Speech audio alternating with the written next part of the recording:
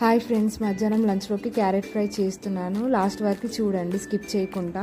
కళాయిలోకి oil వేసుకుని అది heat అయిన తర్వాతకి తాళము గింజలు వేసుకున్నాను. క్యారెట్లు నేను ముందే సన్నగా కట్ చేసుకొని పక్కన పెట్టుకున్నానండి. అవి ఇప్పుడు వేసుకున్నాను.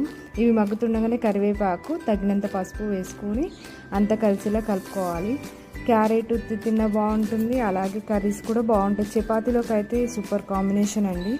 క్యారెట్తో హల్వా కూడా చేస్తారు కదా, నెక్స్ట్ వీడియోలో హల్వా ఎలా చేయాలో చూపిస్తాను. ఎల్లిపాయలు దంచుకొని వేసుకుంటున్నానండి. పేస్ట్ కంటే ఇలా దంచుకొని వేసుకుంటే ఇంకా టేస్ట్ బాగుంటుందండి.